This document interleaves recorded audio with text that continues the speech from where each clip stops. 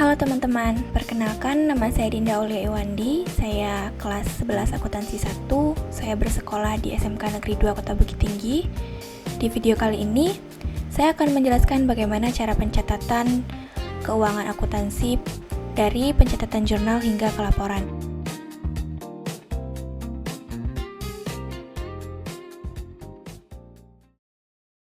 Baik, di sini saya akan menjelaskan yang pertama sales journal atau pencatatan penjualan secara kredit. Nah, yang pertama kita bikin kepala jurnalnya dulu teman-teman. Kita margin dulu. Untuk sales journal itu digunakan ketika ada pencatatan keuangan secara penjualan secara kredit ya teman-teman. Yang pertama kita bikin nama tokonya dulu, Hijab Dinda. Lalu kita bikin nama jurnal kita, yaitu sales journal. Dan untuk semua pencatatan jurnal kita menggunakan month of teman-teman. Kita tulis di sini month of. Karena terjadi pada bulan Oktober, maka kita bikin di sini bulan Oktober tahunnya 2024. Lanjut kita akan membuat format dari sales journal. Yang pertama ada date atau tanggal, lanjut description atau uraian, lalu ada referensi, dan ada saldo normal debit dan saldo normal kredit. Nah, ini formatnya, kita rapikan dulu teman-teman. Selanjutnya ini kita untuk mempermudahnya kita beri warna di latarnya agar gampang ya teman-teman. Terus kita beri tabel. Nah, kita akan mengisi format dari yang ada di sini. Nah, mengisi date, description, referensi, saldo nomor debit dan saldo nomor kredit. Karena di sini itu adalah sales journal atau pencatatan penjualan secara kredit, maka akun-akun yang terlibat ada bersaldo normal di debit dan kredit. Untuk saldo normal yang berada di debit yaitu piutang atau akun receivable. Maka kita bikin di sini akun receivable teman-teman.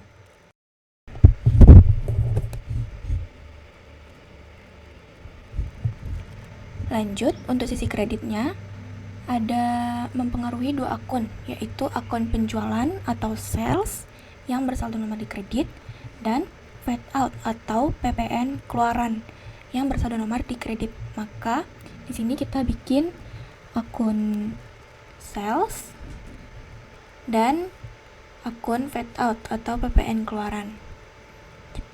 Karena di sini ada dua, kita gabungkan. Lanjut kita akan mengisi date. Untuk yang pertama, kita akan mengisi dengan tahun. Karena transaksi pada tahun 2024, maka kita isi 2024. Dan di sisi ini kita akan isi bulan. Terjadi pada bulan Oktober, maka kita tulis Oktober. Nah, untuk tanggalnya, kita bisa lihat dari dokumen bukti transaksi yang ada di perusahaan kita ya teman-teman. Baik, kita ke dokumen. Nah, di dokumen ini, kita melakukan transaksi penjualan secara kredit pada tanggal 5 Oktober 2024. Maka kita kembali ke jurnal dan isi dengan tanggal 5. Nah, untuk description, kita akan mengisi dengan nama toko yang melakukan transaksi dengan kita. Kita dapatkan dari dokumen. Karena di sini kita melakukan transaksi kepada toko melati, maka di bagian jurnal, description-nya kita isi toko melati. Lalu untuk mengisi saldo normal debit dan kredit, di sini karena mempengaruhi akun penjualan, maka kita akan membuat total penjualan yang terjadi pada toko melati ini. Nah, di sini dia akan membeli 1 lusin bergo dan 5 lusin pasmina. Maka ada harga satuan dan jumlah harga. Untuk mengisi salesnya, maka kita akan mengisi dengan total pembelian penjualannya, yaitu bertotalkan 3.180.000 ini kita letakkan di sales. Lalu untuk mengisi fade out-nya, kita lihat karena 3.180 ini terkena PPN 11%, maka kita kali dengan 11%. Kita ambil dari dokumen, di sini PPNnya 11%. Nah, kita ambil fade out-nya 349.800. Lalu untuk mengisi akun receivable, kenapa terakhir? Karena dia merupakan total dari keseluruhan piutang toko melati kepada toko kita. Nah, karena di sini ada akun sales dan fade out, maka jumlah dari sales dan fade out merupakan piutang keseluruhan toko melati kepada toko kita. Kita bisa menjumlahkan dengan rumus sum atau kita bisa menyalin dari dokumen. Nah, di sini kita menggunakan rumus sum saja, teman-teman. Kita tambahkan salesnya 3.180, kita tambah dengan fade out-nya 349.800, maka total piutang toko melati kepada kita ialah 3.529.800. Nah, untuk toko-toko atau transaksi selanjutnya, kita lanjutkan seperti metode toko melati yang di atas ini ya, teman-teman. Di bagian referensi, kita beri checklist. Lalu, akun receivable merupakan seluruh total piutang dari toko melati, customer Naila, dan toko Rizka kepada toko kita. Lalu, di bawahnya ada amount atau jumlah keseluruhan. Jumlah dari seluruh akun receivable, sales, dan fade out. Selanjutnya, setelah kita membuat jurnal sales journal, kita akan membuat rekapitulasi dari sales journal, yaitu melihat balance atau tidaknya pencatatan kita. Kita bikin rekapitulasi, ada nomor akun, saldo normal debit, nomor akun lagi, dan saldo normal kredit. Untuk mengisi nomor akun, kita yang pertama caranya karena di sini hanya account receivable. Nah, nomor akunnya 112 kita dapatkan dari balance sheet. Lanjut, nomor akun di saldo nomor kredit. Akun sales di sini di balance sheet bernomorkan 411 dan untuk fade out nomornya 212. Lalu untuk mendapatkan nominalnya kita akan mengambil dari amount atau jumlah yang ada di sales journal tadi yang telah kita bikin. Kita masukkan untuk akun receivable karena di sini amountnya 7.303.800, maka kita salin ke rekapitulasinya yaitu 7.303.800. Lanjut untuk nominal akun 411 atau sales kita isi dengan sales journal tadi. Amountnya 6.580.000, maka di rekapitulasi akun 411 atau sales kita bikin 6.580.000. Lanjut untuk mengisi nominal fade out seperti akun-akun sebelumnya. Di sini bertotalkan 723.800, maka kita isi di nomor akun 212 atau fade out 723.800. Setelah itu, untuk menjumlahkan keseluruhan debit dan kreditnya, kita gunakan rumus sum, maka jumlah keseluruhan saldo normal di debit yaitu 7.303.800. Untuk jumlah keseluruhan saldo normal yang berada di kredit yaitu 7.303.800. Nah, untuk jumlah keduanya harus balance atau sama ya, teman-teman. Nah, segitu aja untuk penjelasan sales journal. Kita lanjut ke step selanjutnya. Selanjutnya kita akan membuat jurnal purchase journal atau pembelian secara kredit. Nah, di sini kita membuat formatnya sama seperti yang sebelumnya. Lalu kita membuat formatnya date, description, referensi, debit, dan kredit. Nah, untuk di debit dan kredit kita menggunakan akun yang berbeda, teman-teman, dari sebelumnya. Karena di sini pembelian secara kredit, maka pembelian bertambah di debit dan beban angkut bertambah di debit, lalu PPN masukkan di debit. Untuk kreditnya ada akun payable karena akun payable bertambah di kredit.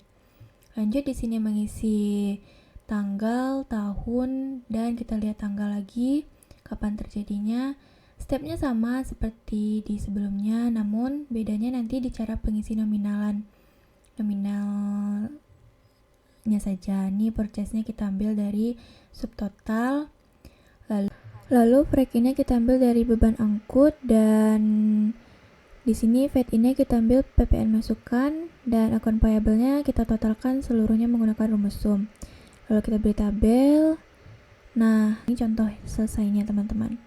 Lanjut kita bikin rekapitulasi seperti format sebelumnya. Di sini akunnya yang di debit ada 3 dan di kredit ada 1. Untuk nomor akun yang pertama purchase 511, lalu ada break-in 615 dan fade-in 116. Nah, untuk kreditnya 211. Nah, kita isi sesuai jumlah per akunnya, teman-teman. Untuk jumlah keseluruhan rekapitulasi kita bikin menggunakan rumus sum seperti di video. Nah, kita lakukan, ini stepnya sama ya, teman-teman. Nah, lanjut kita ke cash receipt journal atau jurnal kas penerimaan. Di sini formatnya sama, namun cara mengisinya karena di sini ada equity, maka kita isi equity-nya di miscellaneous atau serba-serbi. Karena dia akun yang jarang muncul, kita melihatnya sesuai dokumen ya teman-teman. Lalu untuk tanggal 4 kita lihat dari dokumen, ini dari Naila description-nya, dan dia melakukan transaksi kepada kita yang mempengaruhi cash masuk. Lalu kita bikin di sini cash-nya berapa semua total dan berapa penjualan yang telah dia lakukan, lalu PPN keluaran. Nah, di sini kita beri tabel teman-teman. Ini kita ulangi untuk step-step selanjutnya ya teman-teman. Nah, seperti ini selesainya, lalu kita lanjut ke rekapitulasi dengan format yang sama dan kita isi nomor akunnya teman-teman. Sama seperti tadi, kita mendapatkan nomor akun dari balance sheet. Lalu kita bikin amount, kita bikin nomor akun sesuai saldo normalnya. Dan di sini kita isi nominalnya sesuai amount masing-masing akun. Setelah masing-masing akun telah dibikin, lalu kita buat amount dari rekapitulasinya menggunakan rumus sum. Kita tarik dari atas ke bawah, maka jumlah rekapitulasi debit dan kredit harus sama dan balance seperti di video. Selanjutnya kita bikin cash payment journal. Di sini kita mengisi formatnya sama seperti yang sebelum-sebelumnya. Ini kita sesuai dokumen Oktober tanggal 2. Description-nya Toko Jayati. Karena pembelian peralatan atau equipment kita letakkan di miscellaneous karena ini termasuk akun serba-serbi yang akunnya jarang muncul. Lalu kita letakkan di debit dan untuk cash payment journal ini pencatatan transaksi untuk yang mempengaruhi kas keluaran ya teman-teman, jurnal kas keluaran. Nah, untuk tanggal 4 kita membayar sewa sebesar 10 juta, kita letakkan di miscellaneous karena sewa termasuk akun serba-serbi yang jarang muncul ya teman-teman. Jumlah debit dan kreditnya harus sama, harus balance. Lanjut tanggal 13 terjadi transaksi. Di sini kita membayar utang, maka kita berkurang di kredit dan purchase discount kita berkurang di kredit. Nah, untuk akun payable kita berkurangnya di debit. Akun payable merupakan jumlah keseluruhan dari cash dan purchase discount jika ada diskon pembelian. Nah, seperti ini jika semua transaksi telah dimasukkan ke jurnal. Lanjut kita bikin rekapitulasi. Untuk nomor akun kita isi sesuai saldo normal masing-masing. Jika di debit maka kita letakkan di debit, dan jika di kredit kita letakkan di kredit. Selanjutnya kita bikin amount atau jumlah rekapitulasi dari masing-masing saldo normal. Kita masukkan nominalnya sesuai dengan amount yang ada di jurnal. Kita masukkan ke rekapitulasi. Jika semuanya telah kita masukkan ke rekapitulasi, jumlahkan semua nominal menggunakan rumus sum. Untuk debit dan kredit harus bersaldo normal sama atau balance. Nah, seperti ini jika semuanya telah kita buat. Kini kita lanjut ke jurnal selanjutnya. Di sini kita akan membuat general journal khusus untuk pencatatan transaksi retur. Kenapa hanya retur? Karena transaksi penyesuaian yang mempengaruhi akun tertentu seperti pendapatan, beban, pokok penjualan, dan persediaan. Berfungsi untuk memastikan bahwa laporan keuangan mencerminkan kualitas perusahaan secara akurat. Memastikan perubahan dalam pendapatan biaya akibat transaksi pengembalian barang. Nah, untuk formatnya seperti yang ada di video, ada date atau tanggal, description yang akan diisi dengan uraian, lalu referensi, debit, dan kredit. Untuk di sini kita akan melakukan analisis terlebih dahulu untuk tiap-tiap transaksi yang terjadi ya teman-teman. Saya contohkan transaksi yang terjadi pada tanggal 4 Oktober 2024, yaitu retur pembelian atau purchase retur. Karena di sini pengembalian barang secara kredit, maka di debitnya kita letakkan akun payable atau utang. Karena akun utang akan berkurang di debit. Lalu akun yang dipengaruhi selanjutnya adalah fade-in atau PPN masukan, akan berkurang di kredit. Nah, untuk purchase retur bertambah di kredit. Saldo normalnya di kredit, maka kita letakkan di kredit.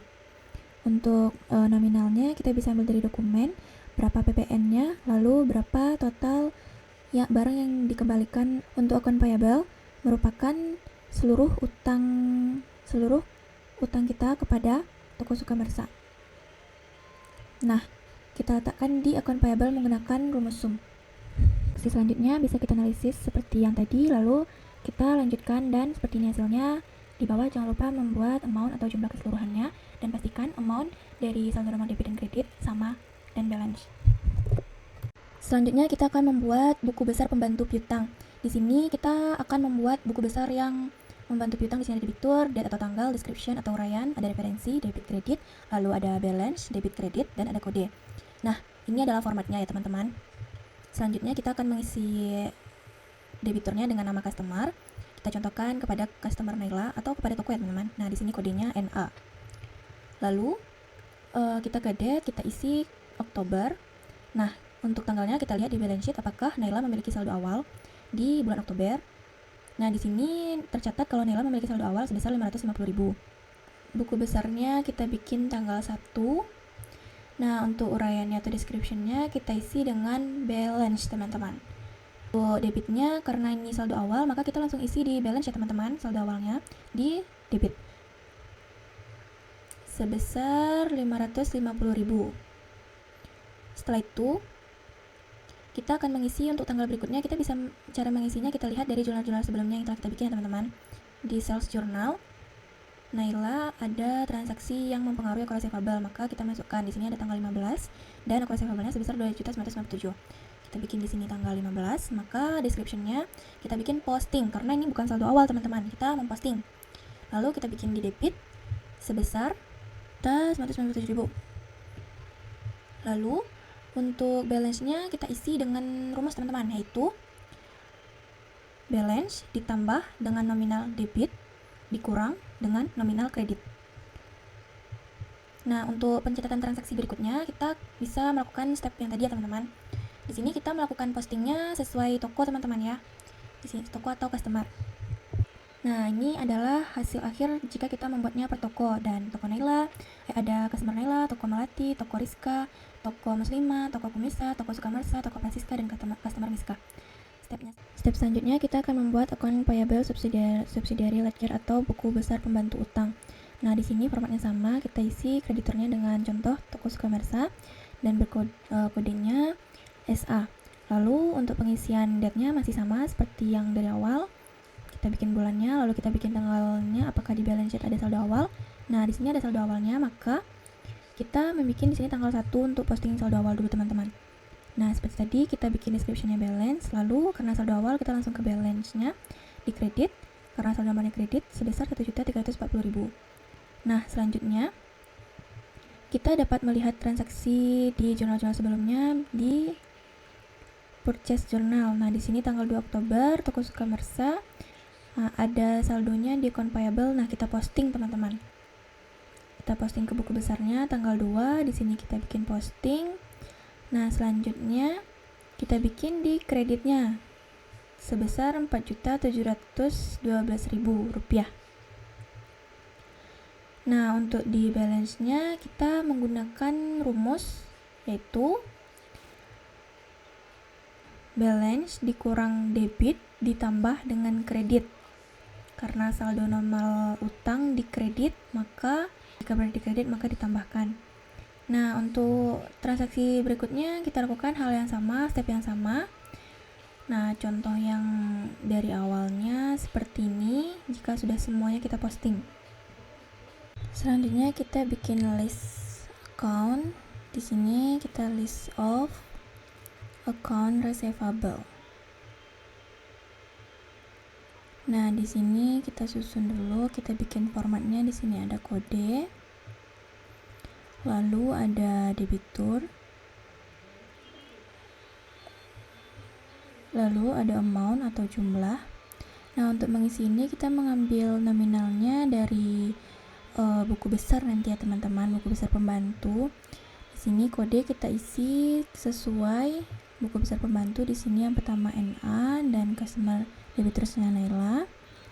Kita bikin Naila, lalu amount atau jumlahnya kita ambil dari buku besar, yaitu jumlah paling bawah. Nah, kita salin semuanya, maka seperti ini hasilnya nanti. Jangan lupa ada amount-nya di sini, jumlah seluruhnya 9 juta. Lanjut di sini list of account payable, format sama, cara mengisi juga sama. Nah, di sini kita masukkan kodenya SA, di sini ada debitur 1 customer visa. Lalu amount-nya kita ambil dari buku besar pembantu. Nah, jika seluruhnya seperti ini. Amount-nya Rp8.034.800. Selanjutnya kita akan mencari jumlah persediaan dagang kita agar mengetahui berapa persediaan barang kita di awal dan di akhir bulan. Nah, cara mencarinya di sini dapat kita lihat karena kita memiliki 3 jenis barang yang berbeda, ada pergo, persegi, dan pashmina dengan harga-harga yang berbeda, maka kita mencarinya per barang. Di sini saya lebih memilih untuk menggunakan tabel agar lebih jelas dan lebih mudah.